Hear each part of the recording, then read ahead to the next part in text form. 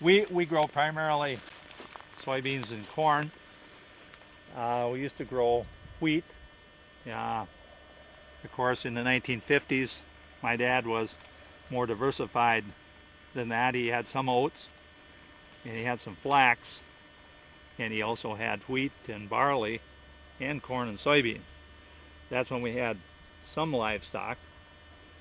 But over the years, what's really happened is, and why we do grow corn and soybeans primarily today, is because I'll just simply say it works. Those crops are very well adapted to this area, as they are in a lot of places in the upper Midwest or in Great Plains. And there has been a lot of work, development, genetic work with those two crops subsequently because of that. You won't see too much wheat around here anymore, although that certainly grows here, but there has been little development in wheat.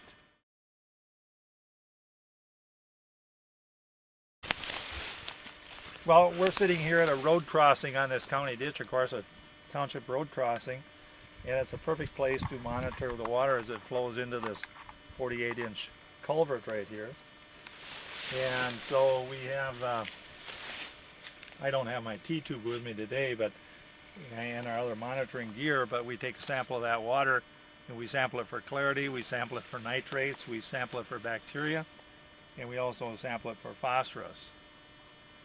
And what we normally find right here is very low counts of bacteria in the order of 3 or 4. Nowadays, instead of fecal coliform, it's E. coli, what we're searching for, and it will be well within the standards.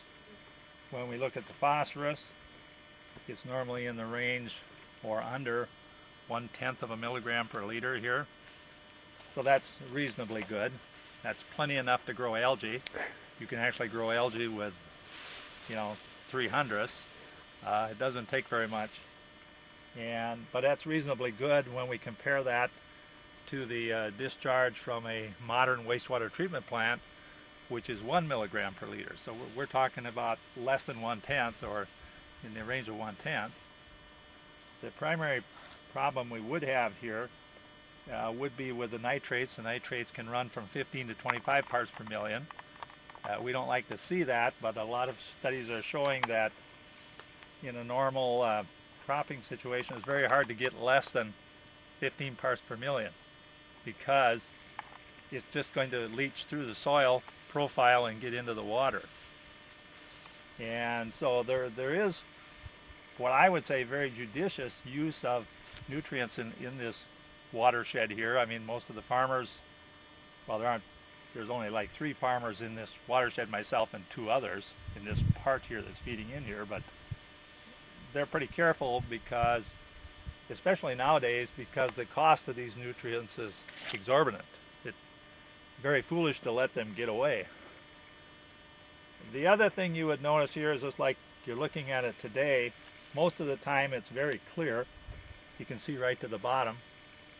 It generally is not turbid at all, or does not become turbid unless you have a substantial, very substantial rain where it's washing across the soil surface, and then it'll be turbid for a time and then it'll clear up quite quickly. The other thing you'll notice in this ditch is that it is is vegetated. It's highly vegetated in here, and actually this time of the year with the late spring we had, it's less vegetated than it normally would be. It's generally extremely vegetated. It's quite stable. Prairie Wings Wildlife Management Area, and it's one of the larger open water bodied parcels in Maxwell Township, and it leads across a whole section here and joins up with a U.S. Fish and Wildlife Project on the other side, another wetland area that is more of a lower watered, more marshy area. This is kept supplied by water by the drainage from the area fields around here, and is quite a mecca for wildlife in here, and the various diving ducks, pelicans, turtles, most any kind of North American waterfall comes in the area here.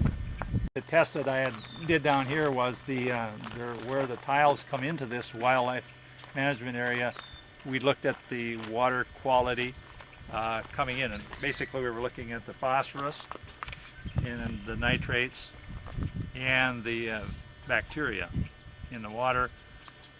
And then at the outlet, which we will go to after a while here, then we just measured at the outlet of this complex as well as to what those levels were. Just in a quick summary, again, we would have nitrates coming in at 15 to 25 parts per million. They were going out at from 3 to 5 parts, so the wetland did knock those down. The thing that does happen in the wetland, though, we had phosphorus coming in at about 1/10 of a milligram per liter or less, and it would go out at about 3/10, from 3 to 5/10.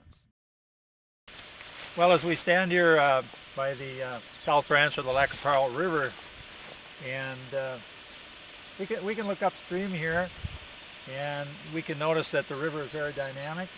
And I also just appreciate being on the river and working to understand what others maybe wouldn't consider interesting, but the physics of the river. Why the river is forming a meander right here and extending that, and why it's forming this inside bar, or why it is jumping across and cutting off a particular meander. But anyway, I kind of appreciate even flooding, because floods, at least the annual flood, is a normal thing for a river. Rivers flood so that they replenish their floodplain, and it's just all part of the normal system. The problem comes is when humans get in the way of this, build in the way of it, farm in the way of it, whatever they may do, and then they get kind of disturbed and ticked off at the river, but really they are the ones that invaded the river's territory, the river's floodplain, and that's why there's a problem. To understand a river is to get in it or on it, and that is why, I've always enjoyed canoeing and later days kayaking on a river, because it gives you that seat of the pants feel for the river. You can feel the water moving under you. You can observe how the bars are forming in the river, and you can certainly observe all the wildlife and the flora and the fauna in general that are part of the river system. It's always easy to look over the riverbank and assume what's going on, but it's quite a bit more work to really track it down and try to understand the issues that are involved behind it.